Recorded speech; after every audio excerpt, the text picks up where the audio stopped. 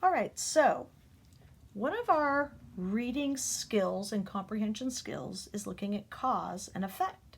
We did a little bit of this last week with Mulan, but we're going to really focus in even more on how cause and effect works. So this is practice book page 41 and 42.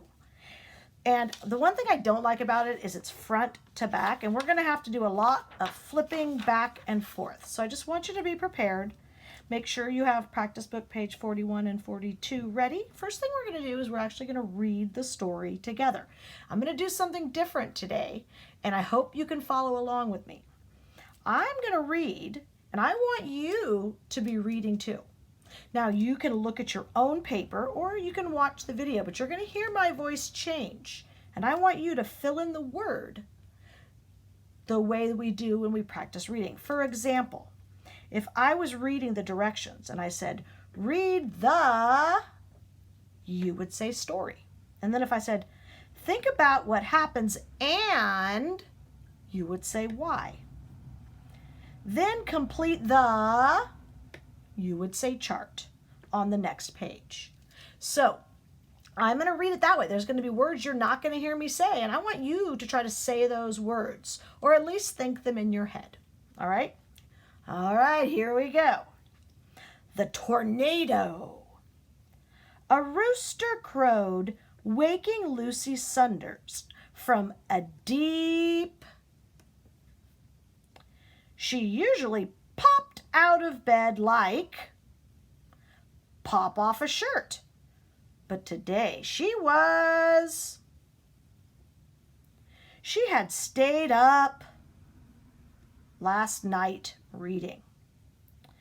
Lucy looked out the sky was a funny yellow-gray, and there were no. Then across Lucy saw a whirling dust cloud. It grew bigger and a tornado was. Lucy raced down the stairs, shouting, Mama, Mama, eh? Mrs. Saunders checked Then she grabbed the baby from his. Run, run to the root cellar, she. Lucy and her mother ran through and Lucy pulled open the cellar. She hurried down her mother locked the door and followed her into Quickly, Mrs. Saunders lit the old, and the light glowed warmly. Lucy sighed. They were now. Everything would be all right. So I know that was kind of a funny way for us to read it, but I want you to practice reading. And so that was one way for us to get to do that. Now you may need to go back and reread some of this story in order to fill the other side in. So on the other side is where we have to think about cause and effect. Okay? When I think of cause, I always think of the word because.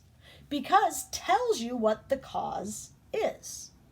So the effect is what happens because of something else. Okay? So this is what happens. So the noise wakes Lucy up. Okay, there's something, so we know that that's the effect.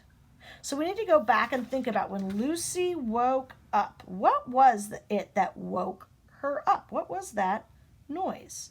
And we can see right here, it tells us what wakes up Lucy.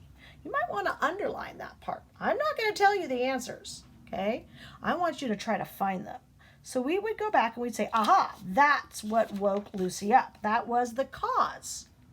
Lucy woke up because the rooster crowed. And I know they don't give us a lot of room. I get it. So you can always try to fit underneath if you need to, however you need to do it.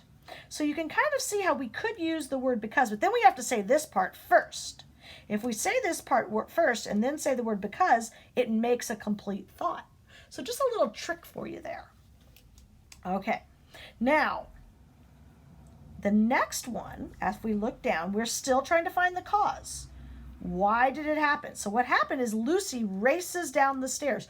Why did she run down the stairs? So I'm going to go back into the story. Now you might remember why she ran down the stairs, but I'm not sure. So I'm looking. I'm not going to read everything, but I'm looking for when it says that she went down the stairs. Oh, right here. She raced down the stairs shouting, "Mama, Mama." Aha. So we know. Why was she running down those stairs? Exactly. We know why. Maybe you want to underline that part. I'm not going to fill it in. I want you to remember. So if you underline it, you can always go back and find it later. Okay? The next part, again, we're looking for the cause. So actually, let's try that.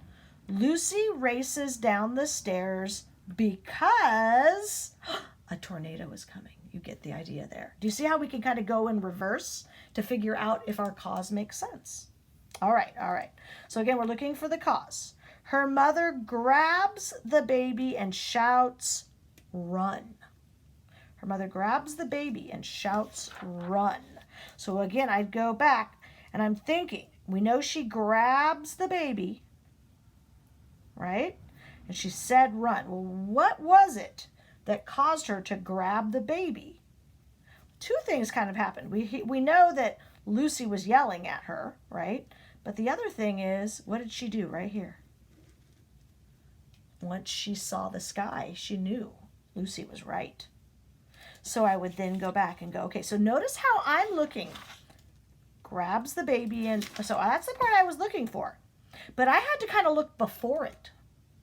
And think about it. Mrs. Sanders checked the sky. Okay, so she checked the sky. That's what caused her to grab the baby from the swing and yell, "Run." Okay, all right.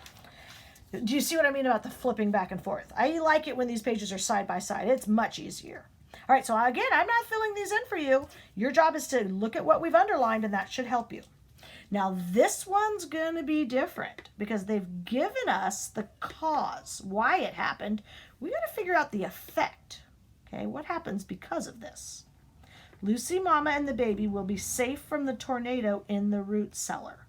Okay, so we're thinking something happens because they're safe. So let's look back, okay?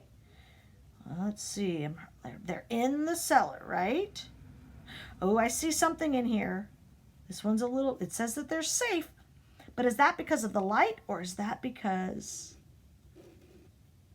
they locked the door? I'm going to go with, I think it's because they locked the door. They're safe because they hurried down into the cellar. You might have to have there's a couple ways to say that. You could say they hurried down to the cellar and locked the door. So that's what made them safe. Okay? The lamp glows warmly.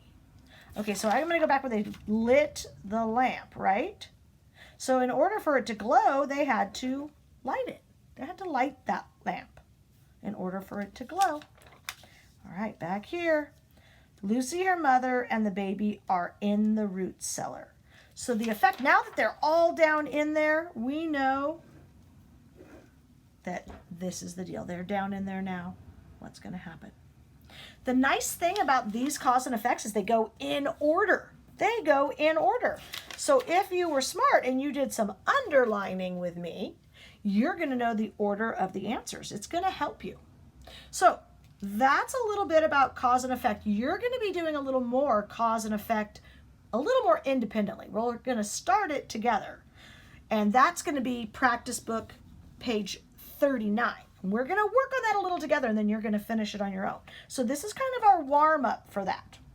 So hopefully you're remembering this idea of cause and effect, and the idea that the cause is why. Why does it happen? The effect is what happens. So if you use that word because, it might help you a little bit. All right, so that's it for now, folks. I hope that you understand and get that done.